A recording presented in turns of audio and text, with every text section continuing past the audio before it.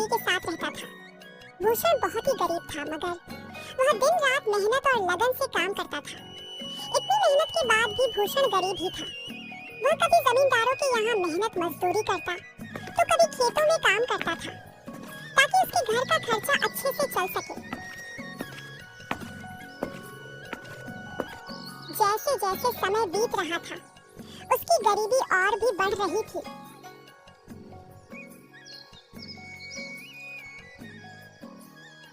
एक दिन भूषण अपनी पत्नी से बोला,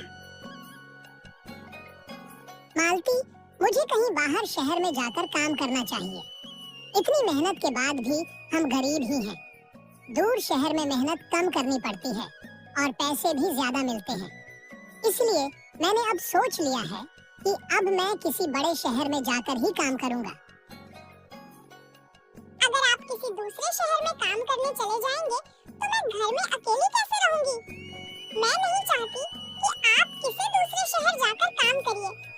मुझे ज्यादा पैसों का लालच नहीं है। आप जितना कमा कर लाते हो, मैं उतने में ही खुश हूँ। मैं कम पैसे में भी गुजारा कर लूंगी। बस आप कहीं दूर मत जाइए। मेरे लिए बस यही ज्यादा है। मैं जानता हूँ मालती, तुमने तो हमेशा दुख तकलीफ में मेरा साथ ही दिया है। अब मुझसे हमारी गरीबी देखी नहीं जाती। अब मुझे 1-2 साल के लिए कहीं दूर शहर में काम करने जाना ही होगा, तभी हमारी गरीबी दूर हो सकती है।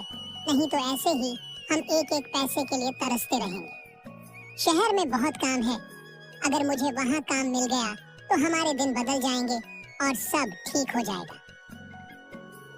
ठीक है, अगर आप जाना ही चाहते हो तो चले जाइए, मगर अपना ख्याल रखिएगा। मैं आज आपका सामान बांध दूंगी, आप कल चले जाइएगा।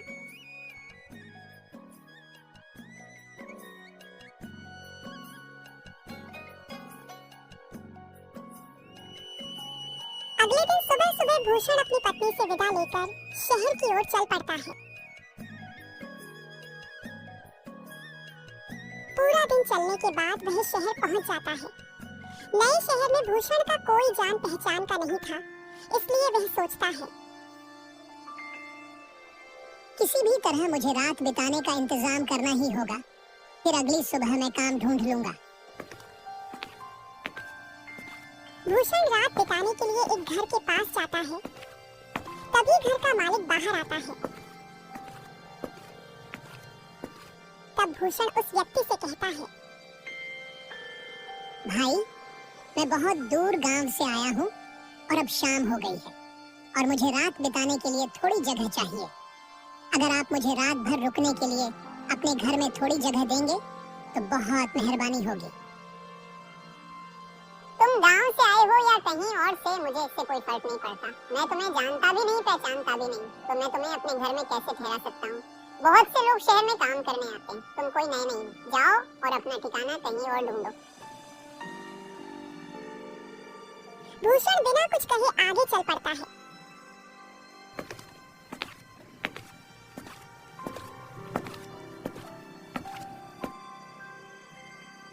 भैया, क्या मैं आज रात आपके घर रुक सकता हूँ? अगर तुम चाहो तो मैं रात भर रुकने का किराया भी दे सकता हूँ। भाई, मेरा घर बहुत छोटा है और मेरा परिवार बहुत बड़ा है, इसलिए तुम्हारा मेरे घर में रुकना मुश्किल होगा। तुम जाकर अपनी व्यवस्था कहीं और करो। इतना सुनकर भूषण वहाँ से चला जाता है। उसके बाद भूषण कई घरों में जाता है, लेकिन हर कोई उसे अपने घर में ठहराने से मना कर देता है। ये सब देखकर भूषण बहुत ही निराश हो जाता है। फिर भूषण सोचने लगता है, इस शहर में कोई भी मुझे अपने घर में ठहराने के लिए तैयार ही नहीं है। अब मैं रात में कहाँ जाऊँ? मेरी तो कुछ समझ में ही नहीं आ रहा। जब इस शहर में मुझे रुकने के लिए कोई घर ही नहीं मिल रहा, तो मुझे इस शहर में काम कैसे मिलेगा? भूषण ये सब सोच ही रहा था, तभी उसकी नजर एक बुढ़िया की झोपड़ी पर पड़ती है। भूषण उस बुढ़िया के घर जाता है और बूढ़ी अम्मा से कहता है,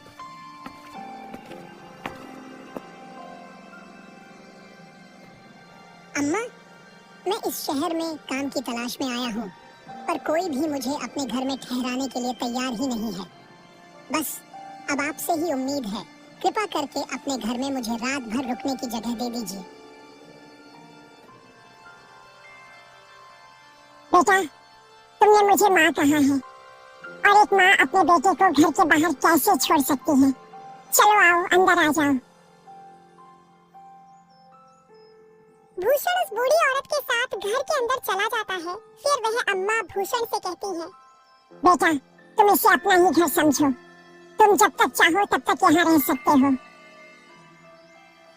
माँ, क्या आप इतने बड़े घर में अकेली रहती हो? क्या आपके साथ कोई और नहीं रहता? आपके बच्चे कहाँ हैं? बेटा, मेरी कोई औलाद नहीं है। एक लड़की थी, वह भी बीमारी की वजह से अब इस दुनिया में नहीं रही और मेरी शादी के कुछ दिन बाद ही मेरे पति भी मुझे छोड़कर इस दुनिया से चले गए। मेरा इस दुनिया में कोई नहीं है। माँ, अब आप रोइए मत। मैं हूँ ना आपके साथ। अब आप इस घर में अकेली नहीं हैं। अब आप मुझे अपना बेटा ही समझिए। बेटा, तू बहुत अच्छा इंसान है, देखने में भी बहुत भला लगता है। इस शहर में बहुत होशियारी से रहना, क्योंकि यहाँ बहुत ठग रहते हैं। वह नए आदमी को देखकर उसे ठग लेते हैं। माँ, मैं ध्यान रखूंगा, आप परेशान मत होइए। फिर बूढ़ी अम्मा भूषण को खाना खिलाती है।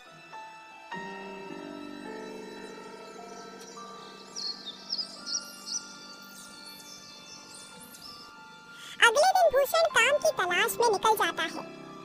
जल्दी ही उसे एक सेठ की राशन की दुकान पर काम मिल जाता है। भूषण कभी भी सेठ के किसी काम से इनकार नहीं करता और हर काम को बहुत अच्छी तरह और ध्यान से करता था। भूषण के काम के प्रति मेहनत और लगन को देखकर सेठ भूषण से बहुत खुश थे, इसलिए वे भूषण की पगार भी बढ़ा देता है। भूषण अपनी कमाई से सिर्फ उतना ही खर्च करता था जितनी उसकी जरूरत हो और बाकी के पैसे एक छोटी सी थैली में जोड़ता रहता था। एक दिन भूषण सोचता है, जब मैं 1000 रुपये जमा कर लूंगा, उसके बाद अपने बीवी बच्चों के पास वापस लौट जाऊंगा। फिर गांव में कोई अच्छा सा कारोबार करूंगा। भूषण कई साल कड़ी मेहनत करता है और वह 1000 रुपये जमा कर लेता है। एक गरीब आदमी के लिए 1000 रुपये बहुत बड़ी रकम थी, इसलिए भूषण बूढ़ी अम्मा से कहता है, माँ, अब मेरा पास 1000 रुपये हो गए हैं।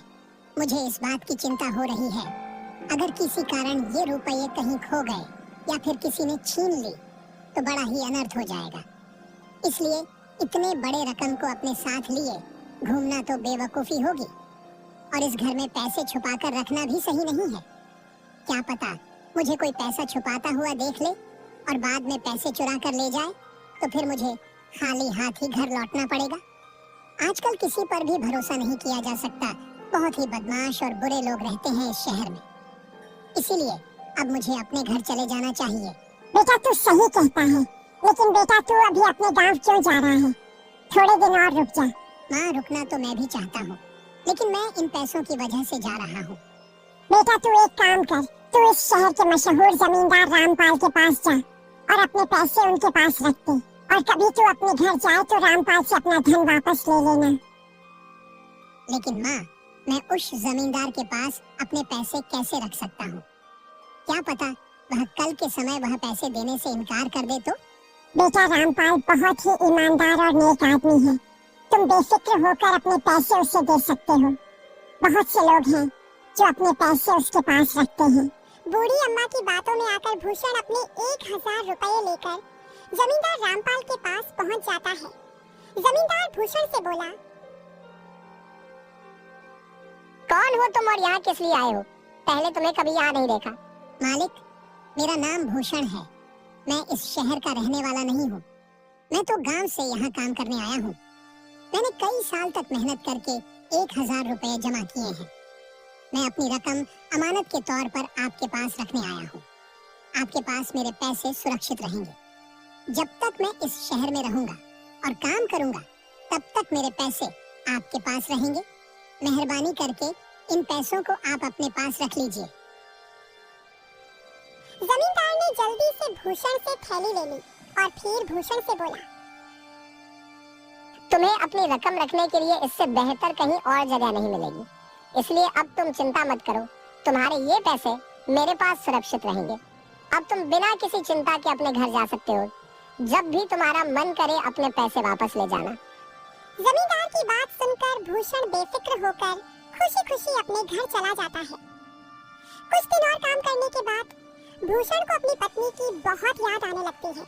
इसलिए भूषण अपने घर जाने की तैयारी करके जमींदार के पास अपने पैसे लेने के लिए चला जाता है।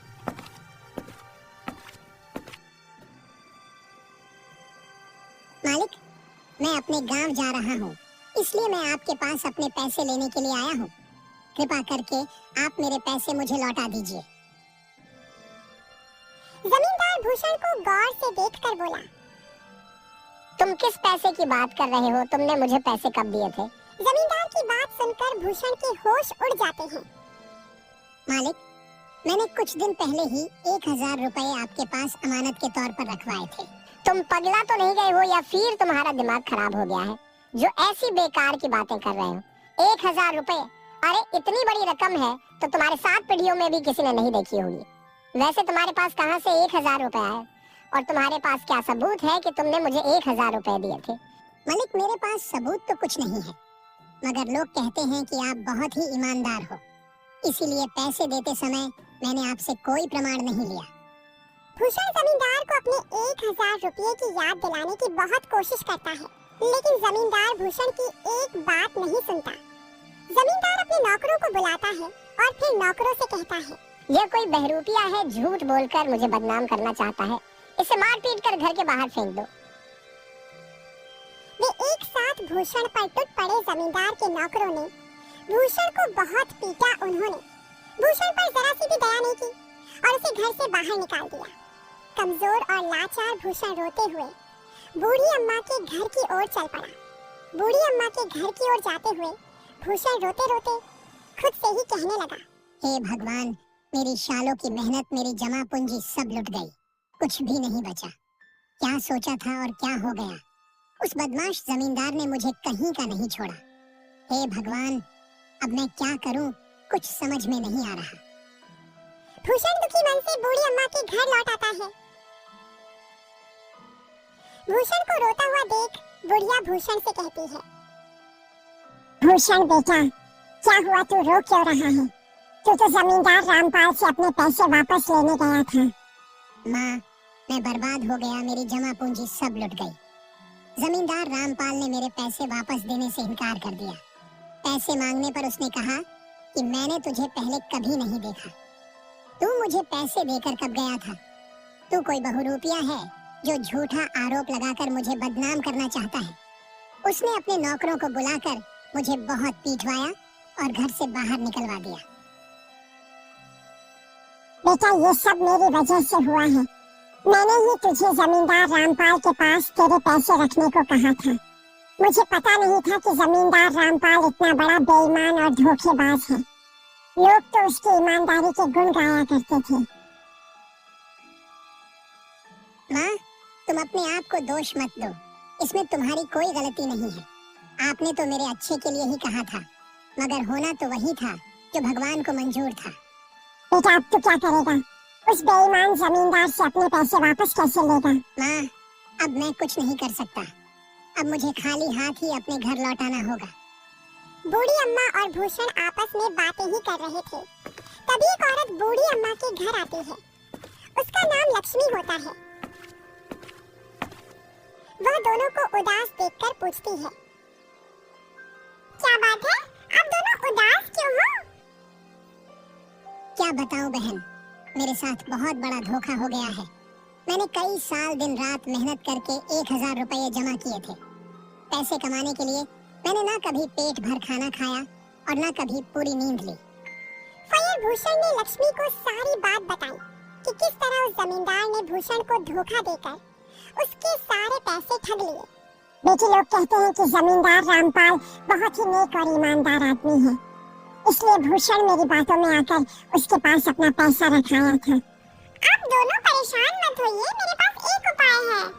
अगर ये उपाय काम कर गया तो उस जमींदार की अकल ठिकाने लग जाएगी और आपके पैसे भी आपको मिल जाएंगे।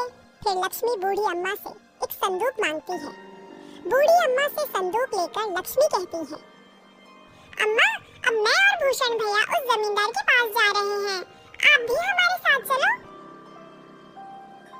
लक्ष्मी शीर पर संदूक रखकर बूढ़ी अम्मा भूषण के साथ उस लालची जमींदार के घर की ओर चल पड़ती है।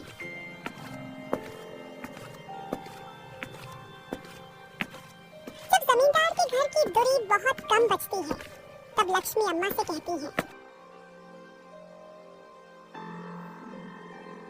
अम्मा, आप यहीं खड़े होकर हमारा इंतजार कीजिए। जब तक वो जमींदार भूषण भैया के पैसे ना दे दे, तब तक आप हमारे पास मत आइएगा। जैसा ही जमींदार भूषण भैया के पैसे दे देगा, तब भूषण भैया आपके पास आ जाएंगे। तब आप उस जमींदार के पास आना और मुझे कहना, बहू, मेरा बेटा व्यापार करके घर आ गया है और वह तुम्हें बुला रहा है, जल्दी घर चलो। ठीक है बेटी, मैं ऐसा ही करूंगी।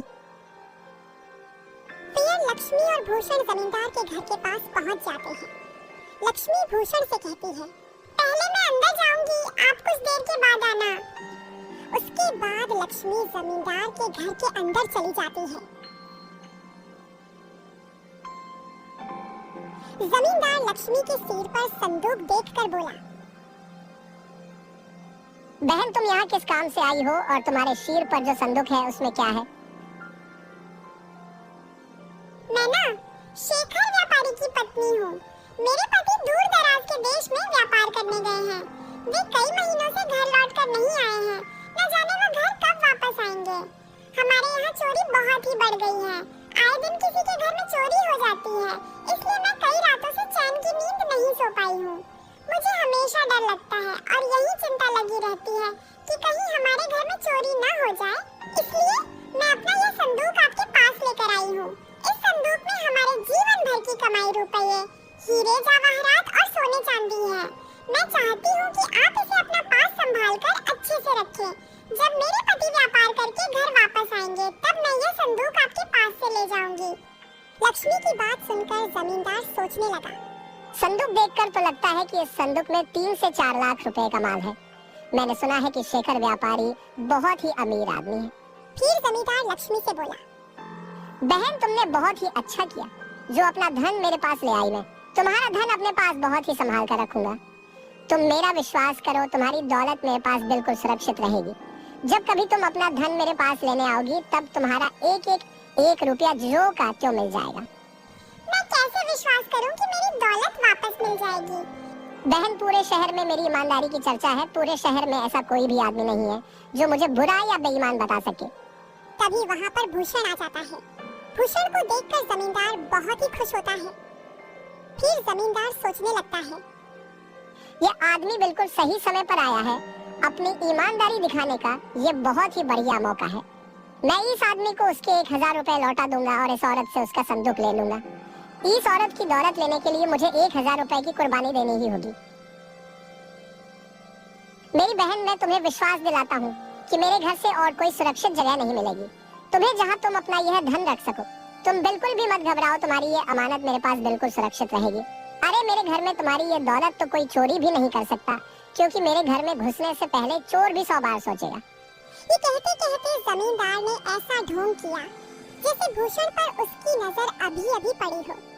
फिर वह बहुत खुश होकर बोला, अरे तुम यहाँ ये देखो, इस आदमी ने अपनी सारी जमा पूंजी मेरे पास रखी थी। सुबह ये मेरे पास अपनी सारी जमा पूंजी वापस लेने आया था, मगर मैं इसे पहचान नहीं पाया। मैंने इसे चोर समझा और पैसा लौटाने से इनकार कर दिया। फिर बाद में मैंने अपने दिमाग पर बहुत जोर डाला, तब कहीं जाकर मुझे इसका चेहरा याद आया। भाई, तुमने बहुत अच्छा किया कि तुम अपने रुपए लेने चले आए। मैं तो अपने नौकर को भेजने ही वाला था तुम्हें बुलाने के लिए। इस आदमी को तो मैं बहुत अच्छी तरह से जानती हूँ। ये बहुत दूर से इस शहर में काम करने आया है। ये बेचारा बहुत ही मेहनत से काम करता है। इसने हमारे यहाँ भी काम किया है। इसने बहुत ही मेहनत करके ये पैसे कमाए हैं। क्या तुम इस आदमी को जानती हो? फिर तो किसी बात की चिंता करने की जरूरत ही नहीं। मैं अभी इस गरीब के पैसे दे देता हूँ। जमींदार जल्दी से अपने कमरे में गया और भूषण के 1000 रुपए लाकर दे दिए। भूषण अपने 1000 रुपए लेकर जमींदार के घर से चलता बना। फिर जमींदार बोला, देखो बहन, मैंने इस गरीब आदमी के पैसे जो के त्यों लौटा दिए। अब तो तुम्हें मेरी ईमानदारी पर विश्वास हो गया होगा कि लोगों की दौलत मेरे पास सुरक्षित रहती है। जी बिल्कुल, मुझे पूरा विश्वास हो गया है आप बहुत ही नेक और ईमानदार आदमी हो। तो लाओ अपना ये संदूक मुझे दे दो और बेफिक्र होकर अपने घर चली जाओ।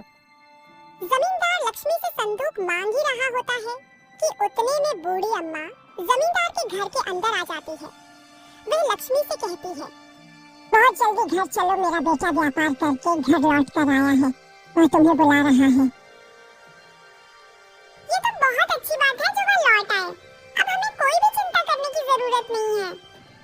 अब आपको भी परेशानी उठाने की जरूरत नहीं है। मेरे पति अपने धन को खुद सुरक्षित रख लेंगे। फिर लक्ष्मी ने संदूक उठाया और जमींदार के घर से चली गई। यह सब देखकर जमींदार गुस्से से आग बबूला हो गया। गुस्से के मारे उसका बहुत बुरा हाल था। जमींदार मन ही मन बहुत दुखी हो रहा था और खुद को बुरा भला कहकर खुद को कोस रहा था। वाह रामपाल वाह, किस्मत फूट गई। हाथ में आई दौलत लौटकर वापस चली गई। इस कमबख्त व्यापारी को अभी ही आना था, थोड़ी देर बाद नहीं आ सकता था। थोड़ी देर बाद आ जाता तो उसका क्या बिगड़ जाता, पर नहीं, उस कमबख्त को तो अभी ही आना था। आज वह धन से भरा संदूक मेरा होने ही वाला था। अगर वह संदूक मेरे हाथ लग जाता तो पैसे से मेरी पूरी तिजोरी भर जाती। अब क्या करूं अपनी इस फूटी किस्मत का मैं। उधर लक्ष्मी भूषण से कहती है, मेरे भाई, इंसान को कभी निराश नहीं होना चाहिए। हमेशा ये बात याद रखनी चाहिए कि दुनिया में कोई ऐसा बेईमान और चालाक आदमी नहीं है जिसकी बेईमानी और चालाकी हमेशा सफल हो सके। अब आप अपने घर जाएं और अपने परिवार के साथ एक सुखी जीवन बिताइए। बहुत भटक के लिए अनजान इलाके में अपने खून पसीने की कमाई को अच्छी चीजों पर खर्च करो और अपने जीवन का आनंद उठाओ।